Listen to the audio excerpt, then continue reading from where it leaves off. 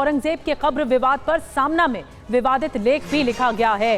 हिंदू संगठनों की तालिबान से तुलना की गई है। सामना में ये लोग खुद को हिंदू तालिबान के रूप में पेश कर रहे हैं। ये सामना में आलोचना की गई है। महाराष्ट्र में नफरत फैलाने की कोशिश हो रही है। शिवाजी के नाम पर गंदा धंधा हो रहा है।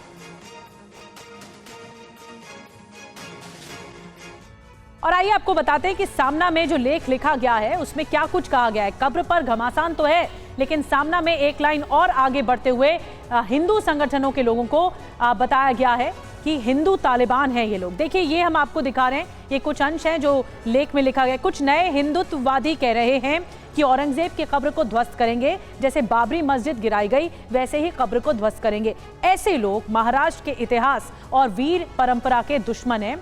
ये लोग महाराष्ट्र के माहौल को जहरीला बनाना चाहते हैं। ये लोग खुद को हिंदू तालिबान के रूप में पेश कर रहे हैं। हिंदू धर्म का विकृत रूप दिखाकर शिवाजी का अपमान कर रहे हैं। शिवाजी के नाम पर चल रहे इस गंदे धंधे को सीएम बंद करे, ये सीधी बात कही गई है सामना में। औरंगजेब की कब्र को लेकर कैसे सियासी घमासान छिड़ा है, अब आपको सुनाते हैं संजय राउत और दिनेश शर्मा की तरफ से क्या कुछ कहा गया। छत्रपति शिवाजी महाराज ने औरंगजेब से इतना बड़ा युद्ध किया है मराठाओं ने। छत्रपति जी की मृत्यु के बाद भी 25 साल औरंगजेब महाराष्ट्र में लड़ता रहा, लेकिन विजय नहीं प्राप्त कर सका। और वहाँ उनकी कब्र, ये आने वाली पीढ़ियों को इतिहास से दिखना चाहिए। लोग अब नए नए हिंदुत्ववादी पैदा हुए हैं, नए नए मुल्ला है, हाँ, ये नए नए लोग हैं, उनको क्या इतिहास का पता है। और आंदोलन करने की क्या ज़रूरत है? सरकार किसकी है? मोदी जी की है ना। सरकार आरएसएस की है ना देश में और महाराष्ट्र में। तो आंदोलन क्यों कर दो? ऊपर से एक फरमान आदेश निकालो और हटाओ कब्र। किसने रोका है? फडणवीस और मोदी जी को रोका तो नहीं है ना किसने। अब इसको सामना को शिवसेना का मुखपत्र मत कहिए, इसको आप मुस्लिम लीग का मुखपत्र कहिए। ये ओवैसी जी की चहेती पार्टी बन गई है और इसमें अब राष्ट्रवाद नहीं है, इसमें सनातन प्रेम नहीं है, इसमें ठाकरे जी की दहाड़ नहीं है, इसमें एक तरीके से जो कहा जाना चाहिए कि गीदड़ों की प्रवृत्ति की छाया दिखाई पड़ रही है।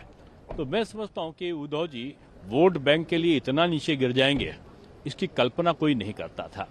बाला साहब ठाकरे एक शेर थे, शेर के वहाँ गीदड़ी प्रवृत्ति जन्म लेगी, गीदड़ी भाषा का प्रयोग होगा, ये कभी कोई कल्पना नहीं कर सकता था।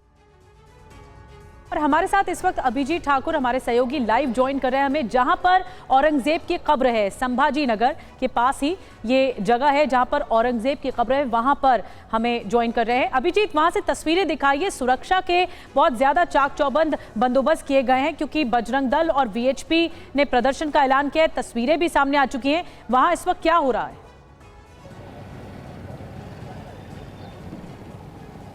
जी बिल्कुल, खुलदाबाद में इस वक्त हम लोग औरंगजेब के कब्र के ठीक सामने मौजूद हैं। यहाँ से कुछ ही दूरी पर आगे जो है वो कब्र की जगह है और इस जगह पर आप देख सकते हैं कि जो लोहे की ग्रिलिंग जो है वो कल ही लगा दी गई थी ताकि अगर किसी तरह का प्रदर्शन होता है तो प्रदर्शनकारियों को रोका जा सके। पुलिस की डिप्लॉयमेंट आपको लगातार यहाँ पर दिखाई देगी। पुलिस के तमाम आला अधिकारी भी मौके पर पहुँच के और स्थिति का जायजा ले रहे थे। यहाँ पर आप देखिए कि लगातार पुलिस डिप्लॉयमेंट जो है वो आपको लगी हुई दिखाई देगी। पुलिस वैन्स भी खड़ी हैं और जितने भी एंट्री एग्जिट पॉइंट्स है खुलदाबाद के, वहाँ पर आपको आज इसी तरह के कमोबेश हालात दिखाई देंगे कि बैरिकेडिंग जगह जगह और पुलिस डिप्लॉयमेंट, जितने भी वाहन आ रहे हैं उनकी चेकिंग की जा रही है कि किसी भी तरीके से कोई प्रदर्शनकारी यहाँ न पहुँचने पाए। यहाँ से 20-25 किलोमीटर दूर लगभग शहर में विश्व हिंदू परिषद के कार्यकर्ताओं ने प्रदर्शन किया औरंगजेब के खिलाफ और वहाँ से कुछ तस्वीरें जरूर सामने आई कि डीएम कार्यालय में पहुँचे भी लोग, उन्होंने अपना जो मेमोरेंडम उनको सौंपना था, सरकार को जो बात पहुँचानी थी उसको पहुँचाने की भी कोशिश की। लेकिन पूरे महाराष्ट्र में आज शिव जयंती भी मनाई जा रही है। शिव जयंती मनाने के लिए भी जगह जगह लोग एकत्रित हो रहे हैं और